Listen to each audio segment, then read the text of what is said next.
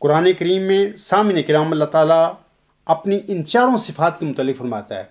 یہ جو میں نے چاروں لفظ آپ کے آگے پڑھے ہیں نا، سپریم الٹیمیٹ یونیورسل ٹروتھ، اعلیٰ انتہائی ہماگیر حق، اس کے متعلق اللہ تعالیٰ کیا فرماتا ہے اپنے پاک کلام میں؟ اللہ فرماتا ہے سبح اسم ربک الاعلیٰ. یہ سورۃ اعلیٰ کی آیت نمبر 2 ہے. اپنے اعلیٰ رب کے نام کی تسبیح کر. یہ پہلا لفظ ہے اس ڈیفینیشن کا، اس کانسیپٹ کا جو خدا تعالیٰ کی طرف سے مجھے بخشا گیا ہے.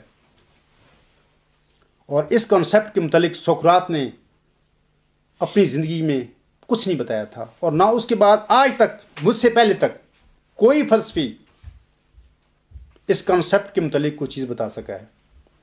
دوسرا لفظ جو ہے الٹیمیٹ ہے، انتہائی. اس کے متعلق اللہ فرماتا ہے وَأَنَّا إِلَىٰ رَبِّكَ الْمُنتَهَىٰ. سورۃ النجم آیت نمبر 43. اور یقیناً تیرے رب کی طرف انتہا ہے.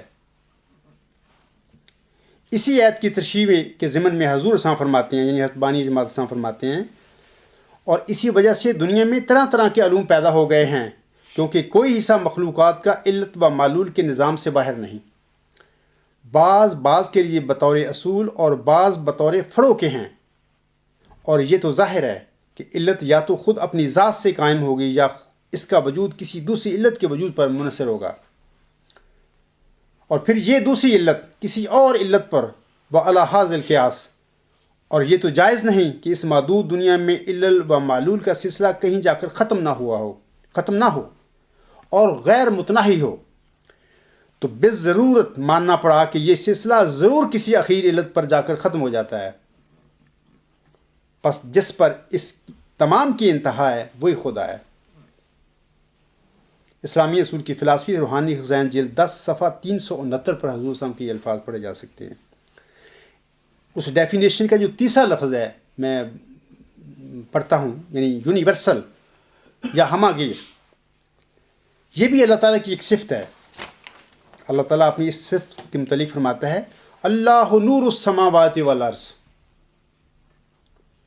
سورۃ نور کی یہ آیت نمبر 36 ہے. اللہ آسمانوں اور زمین کا نور ہے.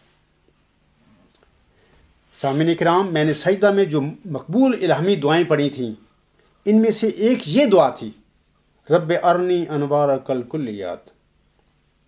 اے میرے رب، مجھے اپنے وہ تمام انوار دکھلا جو محیط کل ہیں. کیا یہ جو مجھے علم ملا ہے، میں تو ایک دن بھی فلسفہ نہیں پڑھا، میں تو فلسفے کا طالب ہی نہیں زندگی میں تو جانتا ہی نہیں تھا.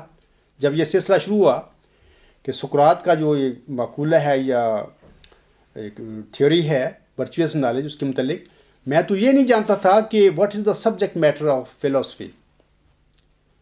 اور آج میں جو فلسفہ کے متعلق بتاتا ہوں وہ جو باتیں، تو کیا یہ ثابت نہیں ہوتی کہ اللہ تعالیٰ نے یہ مرزا غلام صاحب کو یہ الہامی دعائیں سکھائی تھیں، ان پر نازل فرمائی تھیں، اور پھر اپنے وقت پر اس کے جس کو غلام بنانا تھا، اس کا موعود غلام، اس کو سکھائیں اور اس سے اپنے حضور منگوائیں.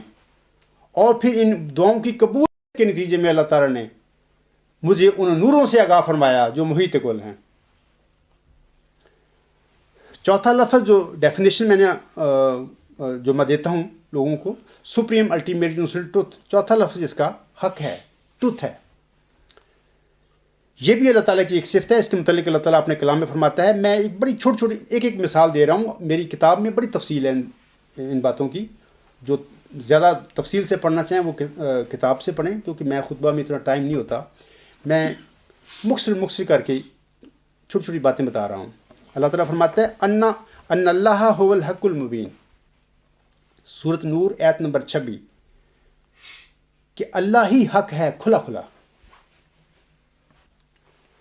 سامعین کرام، نہ تو یہ کوئی مادی شے ہے، نہ یہ کوئی غیر مادی شے ہے. سپریم الٹیمیٹ یونیورسل ٹروتھ، یہ جو کنسیپٹ ہے، یہ آبجیکٹو ورچو کی، یہ کوئی مادی شے نہیں ہے، نہ کوئی غیر مادی شے ہے. یاد رکھیں، یہ ایک حکیمانہ سچ ہوتے ہوئے مادی اور غیر مادی سچائیوں سے بالا ہے. یہ ہر جگہ موجود ہے، تاہم ہماری مادی آنکھیں اسے دیکھ نہیں سکتی. کیا ہے نا عجیب بات؟ اس نے ہر شے کو تخلیق کیا ہے، تاہم وہ خود تخلیق سے بالا ہے. ہم اسے کسی شے سے تشبیہ نہیں دیکھ سکتے. ہم یہ نہیں کہہ سکتے وہ یہ ہے وہ ہے فلاں ہے، حالانکہ وہ ہمارے سامنے ہے، ہمیں دیکھ رہا ہے، ہماری نظروں کے آگے ہے وہ. اس کے باوجود ہم یہ نہیں کہہ سکتے یہ وہ ہے فلاں ہے. یہ اس کے ساتھ اس کو تشبیہ دی ہی نہیں جا سکتی، اگرچہ وہ ہمارے سامنے ہے، ہمیں دیکھ رہا ہے، ہماری آنکھیں اس کی طرف ہیں، لیکن وہ ہمیں ہماری آنکھوں کو نظر نہیں آتا. جیسا کہ اللہ تعالیٰ سورۃ النحل میں سامعین کرام آیت نمبر 75 میں فرماتا ہے، وَلَا تَضْرِبُوا لِلَّهِ أَمْثَالًا إِنَّ اللَّهَ يَعْلَمُ وَأَنْتُمْ لَا تَعْلَمُونَ. پس مت بیان کرو واسطے اللہ کی مثالیں، تحقیق اللہ جانتا ہے اور تم نہیں جانتے.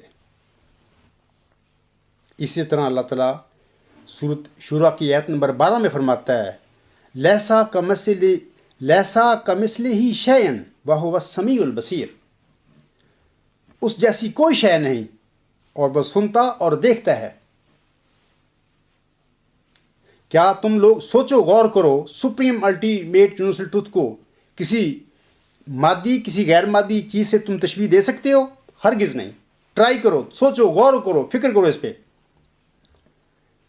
یہ حسن ہے، محبت ہے اور ہر جگہ چمک رہا ہے. اور ہماری آنکھیں جس طرف گھومتی ہیں اسے ہی دیکھتی ہیں.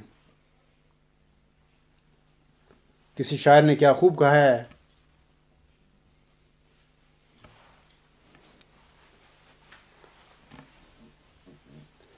حسن بھی آپ ہیں، عشق بھی آپ ہیں، جس طرف دیکھیے آپ ہی آپ ہیں.